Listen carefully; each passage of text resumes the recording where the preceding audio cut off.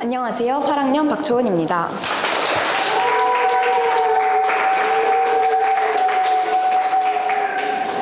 여러분은 여름하면 어떤 꽃이 생각나시나요? 7월에서 9월 사이에 피고 꽃잎 색깔이 노란색이며 씨앗을 식용으로도 사용하는 이 꽃의 이름은 무엇일까요? 바로 해바라기입니다. 한자로 향일화라고 불리는 이 해바라기의 이름은 꽃이 해를 향해 계속 따라가는 모습에서 유래되었습니다. 이름 그대로 해를 바라보는 모습에서 그 이름이 붙은 것이지요. 그런데 꽃이 해를 따라가는 것처럼 보이는 것이지 실제로 꽃이 해를 따라가는 것은 아니라고 합니다. 미국 캘리포니아 주립대와 버지니아대 공동연구진의 연구에 따르면 해바라기는 줄기의 비대칭 성장 때문에 꽃이 해를 따라다니는 것처럼 보인다고 합니다. 해바라기의 움직임에는 옥신이라는 식물 호르몬이 중요한 역할을 하는데요. 옥신은 식물의 성장을 조절하는 호르몬으로 해바라기 줄기에 있습니다. 햇빛을 받는 줄기의 반대쪽에 옥신이 더 많이 보이는데 그로 인하여 햇빛을 받는 줄기의 반대쪽이 더 많이 자라게 되어 해바라기 꽃이 해를 바라보는 것처럼 보이게 됩니다. 만약 해가 동쪽에 있으면 줄기의 서쪽 부분이 더 많이 자라고 해가 서쪽에 있으면 동쪽 부분이 더 많이 자라서 줄기가 휘어 해바라기가 동쪽 또는 서쪽을 바라보는 것처럼 보입니다. 이런 원리에 따라 해바라기의 꽃이 계속 해를 쫓아다니는 것처럼 보이는 것이지요. 이런 해바라기의 모습 때문에 해바라기의 꽃말도 주로 일편단심, 숭배, 기다림으로 알려져 있습니다. 해바라기는 정말 일편단심 해바라기일까요? 해바라기는 꽃이 피기 전 어린 시기에만 해를 따라 움직이고 다 자라고 나서는 동쪽만을 바라본다고 합니다. 그렇다면 다 자란 해바라기는 왜 더 이상 방향을 틀지 않고 동쪽으로 줄기를 고정시키는 걸까요? 그 이유는 최대한 많은 햇빛을 받아 꽃의 온도를 높이기 위함입니다. 꽃이 동쪽으로 향해 있어야 아침에 떠오르는 해를 정면으로 받아 온도가 빨리 올라가고 온도가 높아야 꽃가루를 옮기는 벌과 나비 같은 곤충들이 많이 찾아오기 때문이지요. 아침 햇볕의 따뜻한 기운으로 곤충들을 끌어들여 생식률을 높이는 것입니다. 미국 데이비스 캘리포니아 대학교 식물학 교수 스테이시 하머 박사가 이끄는 연구팀은 비교 실험을 통해 아침 시간 꽃의 온도가 서쪽보다는 동쪽을 향한 꽃이 더 높았으며 이런 점이 꿀을 찾아다니는 벌들에게 유리하게 작용한 것으로 분석했다고 합니다. 어릴 땐 해바라기,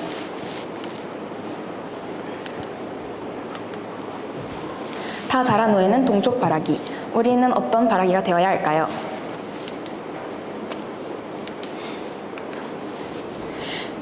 우리가 바라보는 대상은 항상 하나님이 되어야 합니다. 여러분은 지금 무엇을 바라보고 계신가요? 공부? 음식? 운동? 세상의 즐거움들? 여러분은 지금 주님 바라기가 아닌 세상 바라기는 아니신가요?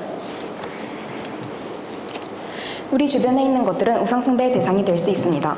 하나님보다 관심이 가거나 하나님보다 더 사랑하는 것은 우상이기 때문입니다. 해바라기는 얼굴을 들어 자신에게 영양분을 주고 키워주는 해를 항상 바라봤습니다. 우리는 우리를 항상 말씀의 영양분으로 성장시키시는 하나님만을 바라봐야 합니다. 하나님을 바라보지 않는 사람은 하나님을 찾지 않는 사람입니다.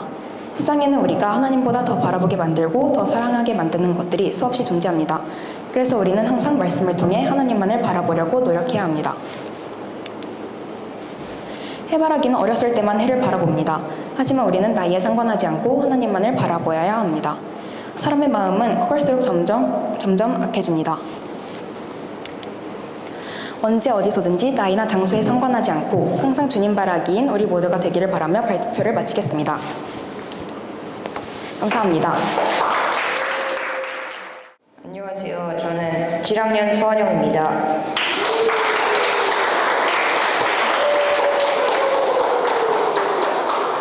제가 이번 준비한 단어 꿈 주제는 빛의 화가 네덜란드의 화가 렘브란트입니다. 첫 번째로 렘브란트는 1606년 네덜란드 레이던에서 태어나 라틴어 학교를 거쳐 14세 나이로 레이던 대학교에 입학했지만 학문보다 그림에 몰두하여 미술 교육을 받았습니다. 19세 나이로 개인 화실을 연 뒤 지도를 받으며 예술적 시야를 넓혔고 26세에 암스테르담으로 이주해 틸프 박사의 해부학 강의를 통해 조상화가로 명성을 얻었습니다. 그러나 1642년 야경이 혹평을 받으며 명성이 하락하고 같은 해 아내까지 사망하면서 큰 시련을 겪었습니다.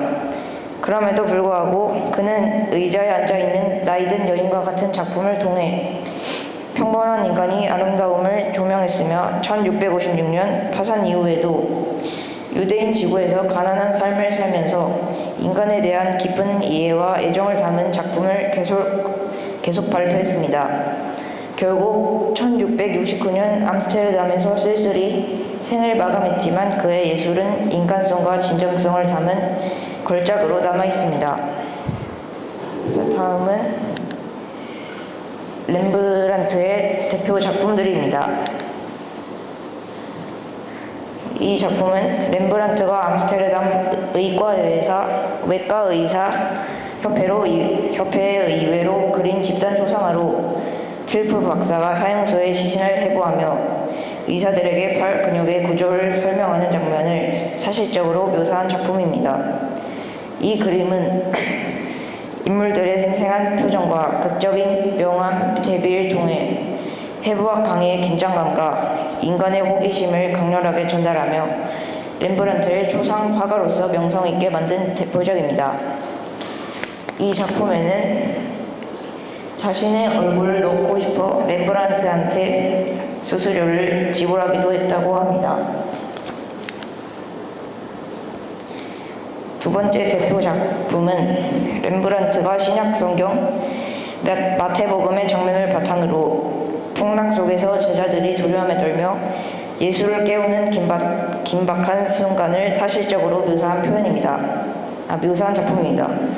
극적인 명언 대비와 인물들의 다양한 감정 표현을 통해 인간의 공포와 신앙 사이의 긴장감을 강렬하게 전달하며 렘브란트는 이 그림에 자신의 얼굴을 숨겨놨다고 합니다. 이런 대표작 외에는 이렇게 렘브란트가 자신의 늙어가는 초상화를 여러 차례 그렸습니다.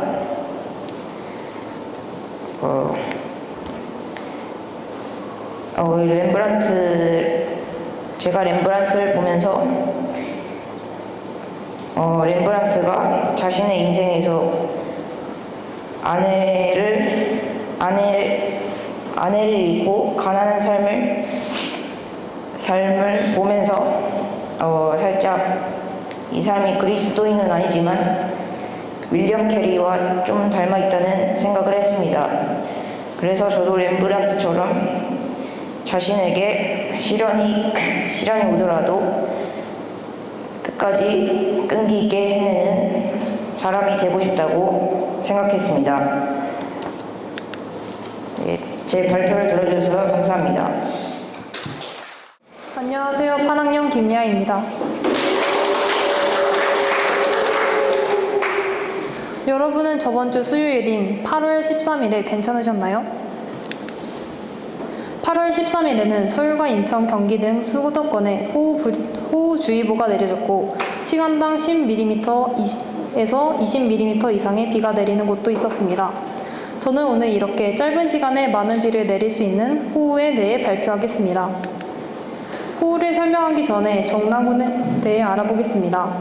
정라군은 저군보다 낮게 뜨는 수지군으로 위는 산 모양으로 솟고 아래는 비를 머금고 있습니다. 물방울과 빈정을 포함하고 있어 우박, 소나기, 천둥 등을 동반하는 경우가 많습니다. 첫 번째로 호우가 만들어지는 조건입니다. 호우는 주로 강한 산승기류에 의해 형성되는 정라군에서 발생합니다.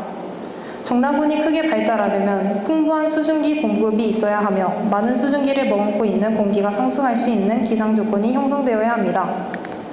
따라서 호우가 많이 발생하는 지역이 따뜻하고 습한 공기와 접하고 있는 해안 부근이나 공기가 모여들어 상승하기에 좋은 조건인 산악 지역인 곳이 호우 발생 가능성이 높은 지역입니다. 두 번째로는 사람들이 많이 경험하는 피해입니다. 사람들이 많이 경험하는 피해로는 인명피해, 주택 건물피해, 교통방해 등등 많이 있지만 저는 오늘 양식장과 감전사의 피해 사례를 알려드리겠습니다. 첫 번째로 감전사를 당한 피해 사례 2가지를 알려드리겠습니다. 2012년 7월 6일 비오는 농로에서 일하던 농부 김모 씨가 농업용 공기 콘센트에 감염되어 사망했습니다. 2005년 6월 1일과 16일 부산과 인천에서 집중호우로 물이 고인 매너인 뚜껑을 밟아 감소운상으로 2명이 사망했고 2명이 부상을 당하였습니다. 두 번째로 양식장 피해 사례 1가지를 알려드리겠습니다. 2023년 7월 9일에 시작된 집중호우로 일부 양식장이 침수되면서 양식 수산물이 유실되거나 관련 시설물이 파손되었습니다. 그 당시 수산 분야 피해 신고 중 양식장은 29개의 곳들이 신고가 되었습니다. 이러한 것과 같이 비는 산불과 같은 곳에 도움을 주기도 하지만 우리에게 피해를 주기도 합니다. 제 발표를 들어주셔서 감사합니다. 안녕하세요. 11학년 권기율입니다.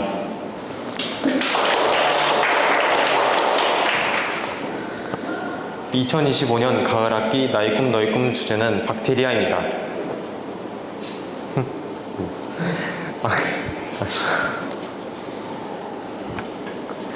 박테리아 또는 세균은 생물의 주요 분류균입니다. 단세포의 미생물로 세포 소기관을 가지지 않은 대부분의 원핵 생물이 여기에 속하는데요.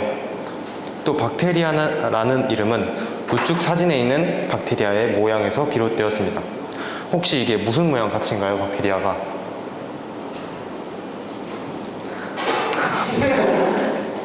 조금 이게 호응이 네, 치즈 스틱 무슨 모양이죠? 손가락? 네, 비슷해요. 좀 작은 막대기 모양처럼 생겨가지고 작은 막대기라는 뜻의 고대 그리스어인 박테이리온에서 비롯되었습니다. 두 번째는 박테리아의 특징입니다.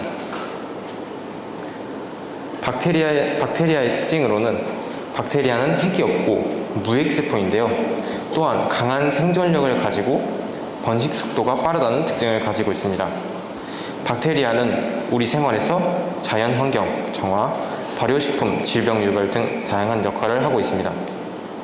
박테리아는 단세포 생물로 현미경으로만 관찰이 가능하며 다양한 모양을 가지고 있습니다. 다음은 제가 박테리아에 관한 책을 읽으면서 알게 된 내용을 2가지 정도 알려드리도록 하겠습니다. 먼저 박테리아의 크기는 천차만별인데요. 박테리아의 직경은 일반적으로 1에서 5 마이크로미터에 해당하는데요. 이는 인간의 세포보다 10배에서 100배 정도 작은 크기입니다. 아직까지 실제로 확인된 바가 없지만 이론상 가장 커다란 박테리아의 직경은 0.75mm라고 합니다. 또 가장 작은 박테리아의 크기는 50에서 500 나노미터의 크기를 가진다고 합니다. 그래서 박테리아 안에 박테리아가 살고 그 안에 살고 있는 박테리아 안에 또 다른 박테리아가 살고 있다고 볼 수 있습니다. 또 박테리아의 번식력이 얼마나 강한지에 대한 얘기를 또 한번 해보려고 합니다. 박테리아에게 충분한 영양분이 공급된다면 박테리아 한 마리가 20분씩 증식하여 하룻밤 동안 한 마리의 개체가 10억 개체까지 증식할 수 있습니다. 하지만 만약 박테리아가 죽지 않고 영양분이 무한히 공급된다고 가정을 하면은 단 며칠만 지나도 지구상에 있는 박테리아의 질량의 합계가 우주의 질량 전체를 초과할 수 있다고 얘기합니다. 마지막으로는 영적 적용입니다. 갈라디아서 5장 9절을 보면 적은 누룩이 온 반죽을 부풀게 하느니라 라고 성경에서는 말씀하십니다. 박테리아가 우리 생활에서 큰 영향을 미치듯 우리도 작은 행동에 큰 영향을 줄 수 있습니다. 세상 가운데서 하나님의 선한 영향력을 끼치는 그리스도인으로서 살아가야 한다고 생각했습니다. 발표를 들어주셔서 감사합니다. 안녕하십니까. 저는 서울크리스찬 중고등학교의 10학년 성학길입니다.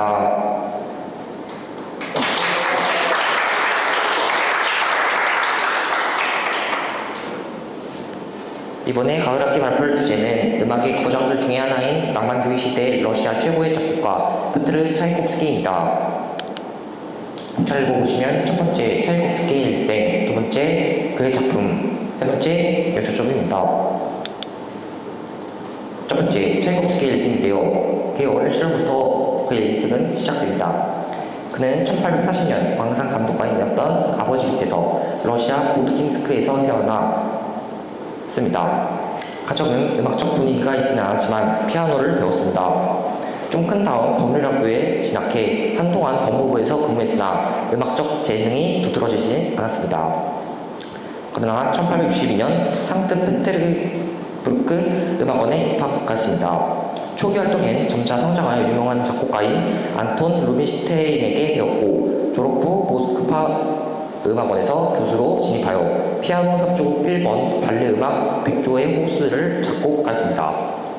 그러나 그 당시 그는 사회생활에서는 동성애적 성향과 정체성 갈등, 불행한 결혼 등으로 심리적으로 불안정했었습니다. 그 이후로 굴건 후원자 나데즈다 폰 베크의 지원을 받으며 자유롭게 작곡을 시작했는데요. 그리하여 전성기에 진입하는데요. 교향곡 4번, 오페라, 예브게니 오네겐, 발레, 잠자는 수석의 미녀 등을 발표하였고 1880년대 후반에는 대표작 교향곡 5번 호두깎이 인형들을 발표하며 유럽 각국을 여행하며 지휘자로도 활동하였습니다. 그러면서 국제적인 명성을 얻고 다녔습니다. 말년에 접어들자 마지막 그의 곡인 1890년대의 교향곡 6번 비창을 완성을 마지막으로 1893년 11월 콜레라라는 병으로 갑작스럽게 사망하였습니다. 저는 가끔씩 차이콥스키의 노래를 듣는데 그럴 때마다 그가 오래전에 비교적 비참하게 죽음을 맞이하긴 했어도 그가 우리 후손들을 위해 남긴 멋지고 환상적인 곡들을 들을 때마다 그는 우리와 함께 있는 듯 합니다. 두 번째는 차이콥스키의 작곡들인데요. 저는 차이콥스키의 많은 곡들을 들을 때마다 정말 서정적인 선율, 화려하고 춤추는 듯한 리듬감 등을 느끼는데요. 그 많은 곡들 중에서 대표적으로 소수의 제가 좋아하는 것들을 소개하려고 합니다. 순위 탑5로 매겨봤는데요. 일단은 탑5 호두깎이 인형 설탕의 자두의 춤입니다. 설탕의 자두의 춤입니다. 이 노래 혹시 아시나요? 모르시나요? 그럼 조금 불러드리면 뭐 이런 노래인데 이런 약간 서정적인 분위기와 약간 뭐라 해야 되지? 약간 음침한 듯한 그런 분위기를 조성하면서 약간 어우러지면서 좀 좋아하고요. 이번에 백조의 호수 이정경인데 이것도 그냥 찾아보시고 그리고 탑3는 제가 좀 좋아하는 게 이게 좀 신나는 곡이거든요. 이 곡이 그 나홀로 집에서 나왔는데 이게 뭔 노래냐면 이 노래인데 이게 이제 도둑들이 그 나홀로 집에 사는 그 주인공 그 애를 따라가는 그런 장면에서 나오는데 제가 정말 재밌는 리듬감을 조성합니다. 그리고 탑2는 호두깎이 인형 호치왈츠, 탑1은 피아노 주곡 1번입니다. 이거는 개인적으로 좀 찾아보시기 바랍니다. 세 번째는 영적적입니다. 일단 구조를 읽겠습니다. 그러므로 너희가 그리스도와 함께 살았으면 위에 있는 것들을 구하라. 거기에 있는 그리스도께서 하나님의 오른편에 앉아 계시느니라. 위에 있는 것들에 너희 마음을 두고 땅에 있는 것들에 마음을 두지 말라. 골로새서 3장 1, 2절 말씀인데요. 그가 지었던 곡들 자체로는 굉장했지만 그의 인생은 정작 곡들만 하지 못했는 것 같다고 생각합니다. 다들 그의 사생활을 알다시피 그는 동성애자였는데요. 그로 인하여 동성애를 숨기고 결혼했던 부인 안토니아와 결국 함께 있는 것조차 견딜 수가 없었고 또한 그녀가 자신의 생활에 간섭하는 것도 허용하지를 않았습니다. 부부간의 충동과 차이콥스키 자신의 생활에 대한 회의 등 우울증이 작용하여 그는 강에 투신하는 자살을 시도하기도 하였는데요. 이후 차이콥스키는 안토니나의 곁을 떠났고 서로 더 이상 얼굴을 보지 못하고 생을 마감하게 되었습니다. 사람들이 보기에는 그는 정말 완벽했고 멋진 삶을 살다가 간 것 같지만 그의 일생을 소수들이 살펴보면 어리석고 완벽하지 못하게 안정되지 못한 인생을 살다가 비참하게 생을 마감한 지옥으로 간 다른 죄인들과 다를 바 없는 사람이라는 것을 알 수 있는데요. 이렇게 차이콥스키 말고도 세상에서 사람들에게 인정을 받고 명예를 얻으며 남부럽지 못하게 사는 다른 사람들을 절대 부러워하거나 그렇게 되도록 바라지도 맙시다. 우리는 그들과 다르게 영원한 소망과 영원한 영광이 준비되어 있습니다. 원래는 지옥에 떨어질 수밖에 없었던 우리를 위해 돌아가신 예수님께 영광을 돌리고 감사하며 차이콥스키처럼 이 땅에 있는 것들에 마음을 두지 않고 살기 바라며 이 발표를 마치겠습니다. 감사합니다. 안녕하세요. 9학년 이슬기입니다. 저의 이번 나노꿈 주제는 사해입니다. 사해, 데드시, 말 그대로 죽은 바다라는 이름을 가지고 있는데요. 그렇다면 왜 사해라는 이름이 붙여졌을까요? 사해는 아주 높은 염도 때문에 특수한 염생 식물과 세균을 제외한 생물이 살 수 없습니다. 그래서 생물이 살지 못하는 죽음의 바다라는 이름이 붙여졌다고 합니다. 사해는 해수면보다 무려 400m 이상 낮은 곳에 위치해 있어 주위에서 유입되는 물이 다른 곳으로 빠져나가지 못한다고 합니다. 또 사해는 이스라엘과 요르단 사이에 위치해 있어서 고온 건조한 환경이기에 수분의 빠른 증발로 인해 염분만 남게 되어 염도가 높아져서 염분의 농도는 다른 해수의 평균 농도의 대여섯 배가 넘는 수치라고 합니다. 수영을 하다가 물을 들이키게 되면 사람은 위색척을 해야 할 정도로 사해의 염도가 높다고 합니다. 때문에 물고기들도 견딜 수 없는 연도인 것입니다. 따라서 어떠한 생물체도 살 수 없는 죽음의 바다인 것입니다. 만약 우리의 마음이 주님으로부터 멀어지고 우리의 믿음도 단절되고 만다면 죽음의 바다 사회와 같을 것입니다. 아무리 좋은 소금도 방치되어 있으면 쓸모없는 소금일 뿐입니다. 소중한 하나님의 말씀을 들어도 자신에게 적용하지 않고 사용하지도 않고 그대로 방치한다면 그 말씀은 수장되어 버리는 것입니다. 또 자신에게 풍성한 양식이 되지 못하고 마음은 영적으로 죽고 마는 것이죠.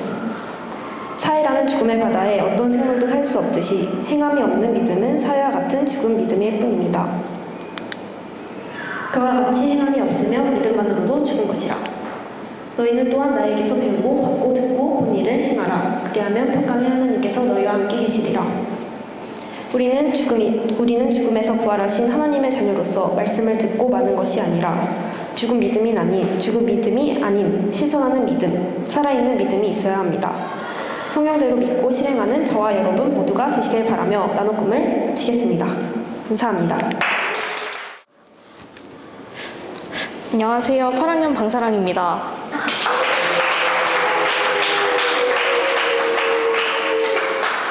여러분, 가을 탄다는 말을 들어보셨나요?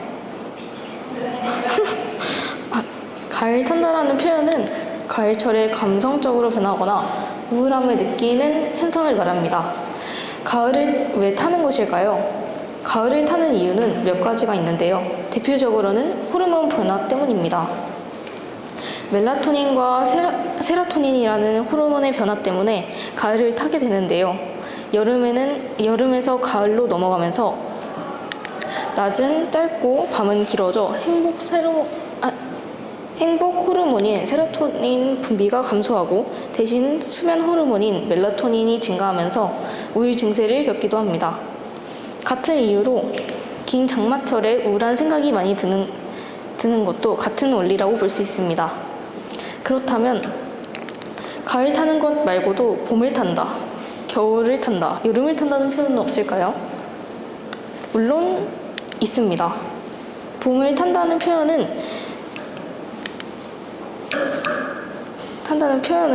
봄철의 호르몬 변화와 일조량 증가로 감정 기복이 커지면서 충동적이거나 감정적으로 민감해지는 현상을 말합니다. 그래서 봄철에는 우울증과 조증이 함께 증가하는 경향도 있습니다. 또한 봄철에 많은 사람이 흔히 느끼는 피로 증상인 춘곤증처럼 신체의 리듬이 변하고 기분 변화가 잦아들기도 합니다. 봄을 탄다는 표현과 가을을 탄다는 표현은 일반적으로 쓰이지만 여름을 탄다와 겨울을 탄다라는 표현은 잘 쓰이지 않습니다. 그 이유는 여름은 활동적이고 에너지가 넘치는 계절이므로 여름 탄다라는 표현은 거의 쓰이지 않고 겨울 탄다라는 표현보다는 가을 탄다라는 표현이 더 익숙해 겨울 탄다라는 말은 잘 쓰이지 않습니다. 가을을 타지 않는 방법은 여러 가지가 있지만 최우선으로는 햇빛을 많이 쬐야 합니다. 햇빛을 충분히 받지 못하면 행복 호르몬인 세로토닌이 감소하기 때문에 햇빛을 많이 쬐야 하는 것이죠. 우울한 마음이야말로 마귀에게 먹잇감이 되기 쉽습니다. 자신의 마음을 지키는 학생들이 되길 바라며 발표를 마치도록 하겠습니다. 감사합니다. 안녕하세요. 9학년 김상입니다.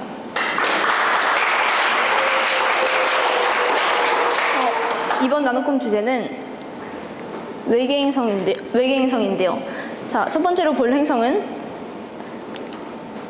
와스프 76b입니다.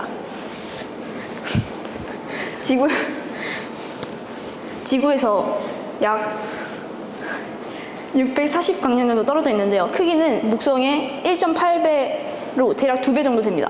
그리고 질량은 0.92배로 거의 비슷합니다. 근데 그 핵심은 공전 주기가 1.8일입니다. 엄청 짧죠? 그래서 그거랑 관련인지 모르겠는데 중심별에 매우 가까이 있습니다. 이 행성이. 근데 게다가 이것처럼 그 한쪽 면이 고정되어 있어요. 중심별에. 영원히 안 바뀌고 이 상태로 이렇게 그냥 돌아가는 겁니다. 그래서 고정되어 있는 그렇게 되어 있습니다. 근데 이 와스프 76b 하면 굉장히 유명한 게 있습니다. 바로 철비인데요. 이 행성은 말했다시피 중심별이 아주 가까이 붙어 있습니다.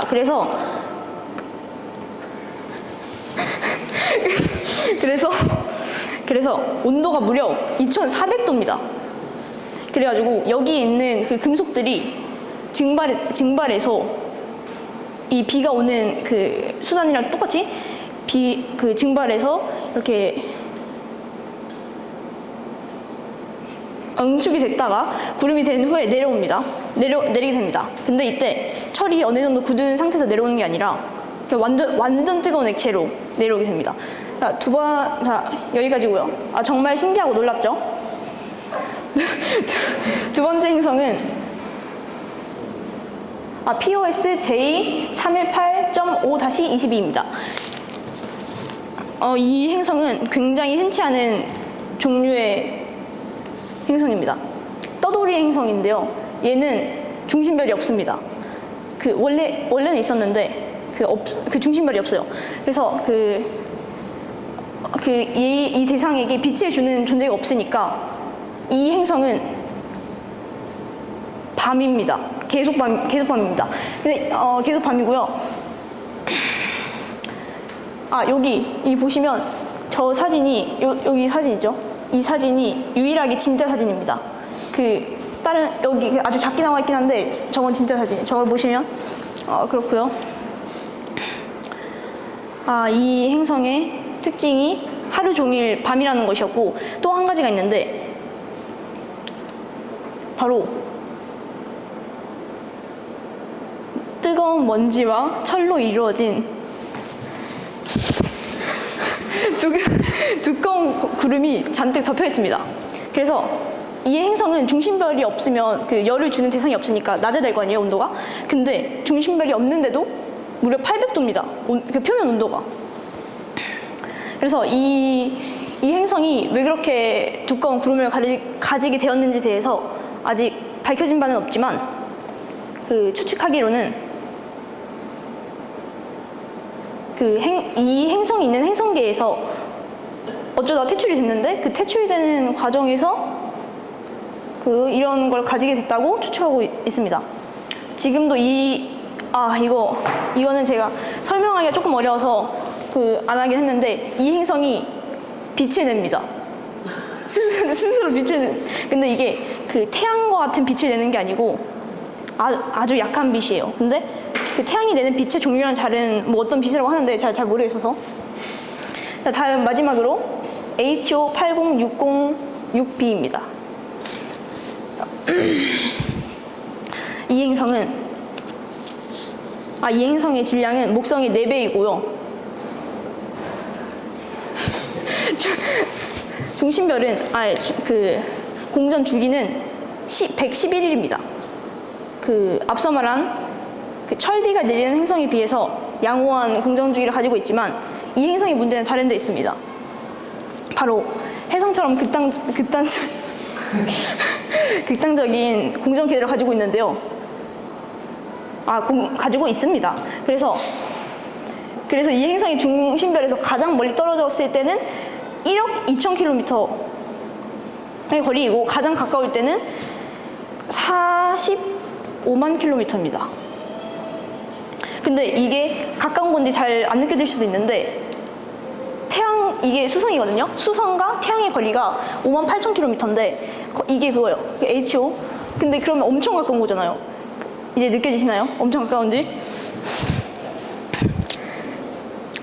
그렇습니다. 그래서 이런 극단적인 궤도 때문에 온도가 500도에서 1200도까지 올라가게 됩니다. 만약에 저희가 이 행성에 가게 된다면, 가서 살게 된다면, 1년을 보내게 된다면 엄청 멀리 하늘에서 보이던 그 태양이 아니지만 태양이 갑자기 30배 이상을 엄청 이렇게 크게 이렇게 보일 수가 있는 거죠. 자, 저는 이번 발표를 준비하면서 정말 즐거웠고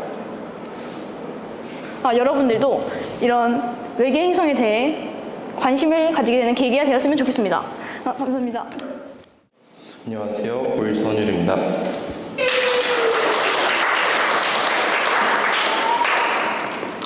발표를 시작하기에 앞서 먼저 한 남자의 이야기를 들려드리도록 하겠습니다. 어느 날 한 남자는 갑자기 50만 원을 받게 됩니다. 그래서 그는 기분도 좋겠다 백화점에 가서 그가 그동안 사고 싶어 했던 옷이나 사야지 생각합니다.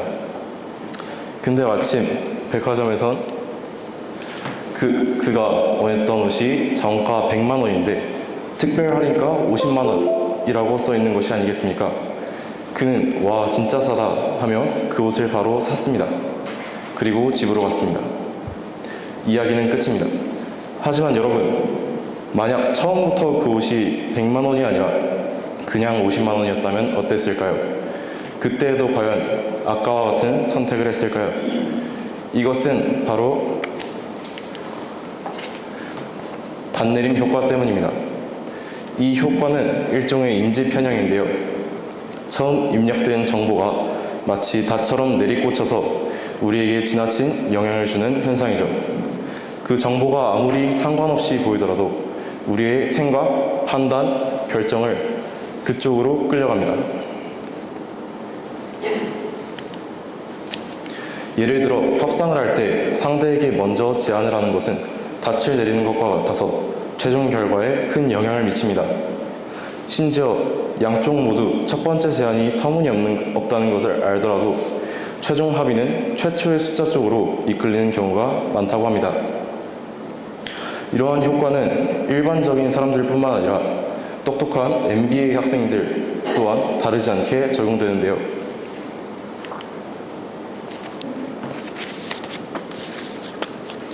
어느 한 교수가 이 효과를 실험해보기 위해서 MBA 학생들에게 질문을 했다고 합니다. 실험 전 이 교수는 학생들을 두 그룹으로 나눈 후 첫 번째 그룹에게는 작년 독일제 자동차의 평균 가격이 9만 달러 이상이라고 생각하는지, 두 번째 그룹에는 3만 달러 이상이라고 생각하는지 물어봅니다. 이 실험은 수년간 진행되었고 이의 결론은 다음과 같습니다. 9만 달러 이상인지 질문받은 학생들은 평균 가격이 4만 5천에서 5만 달러 사이일 것이라고 추정했습니다. 그런 반면에 3만 달러 이상인지 질문받은 학생들은 3만 5천에서 4만 달러 사이일 것이라고 말했습니다. 이로써 그 수치와는 무관하게 단내림 효과는 판단에 영향을 미친 것입니다. 이러한 효과는 우리가 죄를 짓는 과정 속에도 포함되어 있습니다. 왜냐하면 보통 PC방, 노래방, 술, 담배 등 무언가 큰 죄들만 죄라고 인식되고 그에 따라 거짓말 같은 사소한 죄들은 죄들은 사소한 죄라고 여기기 때문입니다. 이는 큰 죄만이 죄고 작은 죄는 조금은 지어도 될 것 같은 마치 단내림 효과를 연상케 합니다. 그러나 악은 어떠한 형태이든지 피하라 라는 말씀처럼 우리 또한 아무리 사소한 죄더라도 짓지 않으며 거룩한 삶을 살아야 하는 것입니다. 발표를 마치겠습니다. 안녕하세요. 10학년 송민철입니다. 저희 오늘 나의 꿈 너의 꿈 주제는 우주의 크기입니다. 잠시만, 이거 옛날에 했던 거 아니야? 라고 생각하시는 분들도 있습니다. 맞습니다. 저는 저의 첫 나의 꿈 너의 꿈을 우주라는 주제로 했었는데요. 그때는 그저 이제 우주의 신기한 사실에 대한 것을 나열을 했다면 지금은 이런 우주의 크기라는 재밌는 주제를 가져와 봤습니다. 그럼 한번 저와 함께 이제 여행을 떠나봅시다. 처음은 저희 학교에서 시작합니다. 그럼 바로 대한민국으로 떠나봅시다. 우리 대한민국의 넓이는 22만 4천 킬로미터 제곱의 크기를 가지고 있습니다. 바로 그냥 이제 지구로 넘어가 보면요. 지구는 무려 5억 1천만 킬로미터 제곱의 표면적을 가지고 있습니다. 벌써 단위가 꽤 높은 것 같죠? 하지만 아직 시작도 하지 않았습니다. 지금부터는요, 거리로 이제 넓이를 측정해 보도록 하겠습니다. 이번에는 AU입니다. 바로 태양과 지구 사이에 1억 5천만 킬로미터인 그 거리입니다. 빛의 속도로 8분 정도로 갈 수 있는 그런 거리이죠. 그렇다면 이번엔 태양계로 가봅니다. 태양계의 크기에는 여러 말이 있지만 저는 가장 큰 오르트 구름이라는 곳을 잡아보았습니다. 오르트 구름은 아주 작은 우주먼지나 얼음 조각으로 이루어진 태양계를 감싸는 경계입니다. 이 오르트 구름의 가장 안쪽 부위는 약 2만 AU이고요. 그 지구에서부터 거리가 2만 AU이고요. 가장 바깥쪽은 무려 5만 AU로 지구와 태양 사이의 거리가 무려 5만 개가 있어야만 이 끝에 도달할 수 있는 거리 정도입니다. 빛의 속도로도 무려 1년 반이 걸리는 거리이죠. 다음은 태양을 제외하고 우리 지구와 가장 가까운 프록시마 센타우리라는 별으로 가봅니다. 이곳은 우리 지구와 약 4.22 광년 정도 떨어져 있는데요. 이는 AU로 환산하면 25만 AU 정도입니다. 오르트 구름과의 거리가 5만 AU라고 했으니 5배의 차이 정도 납니다. 이렇게 보니 꽤 가까운 것 같죠? 그렇다면 이제 우리 은하의 마을인 국부 은하군으로 가봅니다. 우리 은하와 안드로메다가 주고된 이 은하는 빛의 속도로 무려 1천만 년을 가야만 끝에서 끝으로 갈 수 있는 그런 크기를 가지고 있습니다. 다시 할게요. 우리 은하로 가봅니다. 우리 은하는 무려 10만 광년이라는 직정을 가지고 있습니다. 이 정도로 우리 은하는 설명을 마치고요. 다음은 제가 앞서 말했던 국부은하군입니다. 우리 은하와 안드로메다가 주된 이 은하단은 직경 약 1천만 광년으로 빛의 속도로 1천만 년을 가야 끝에서 끝으로 갈 수 있는 그 정도의 크기를 가지고 있습니다. 이제 거의 다 왔습니다. 이번에는 라니아케아 초은하단으로 갑니다. 은하의 나라라고 생각하면 좋습니다. 직경은 무려 5억 광년입니다. 엄청나게 크죠? 하지만 이것도 우주의 아주 작은 부분에 그치지 않습니다. 마지막입니다. 바로 관측 가능한 우주입니다. 정말 엄청난 크기를 자랑하고 있는데요. 무려 900억 광년입니다. 이름 그대로 관측 가능한 우주이기 때문에 이 정도가 아주 조금일 수도 있습니다. 우주에. 정말 우주는 얼마나 큰지는 아무도 모릅니다. 그렇다면 이런 우주마저도 말씀 한 번에 만드시는 분이 계십니다. 바로 하나님이십니다. 엄청난 능력을 가지고 계신 분이죠. 하지만 이 정도로 그치지 않고 우리는 다른 것을 생각해 보아야 합니다.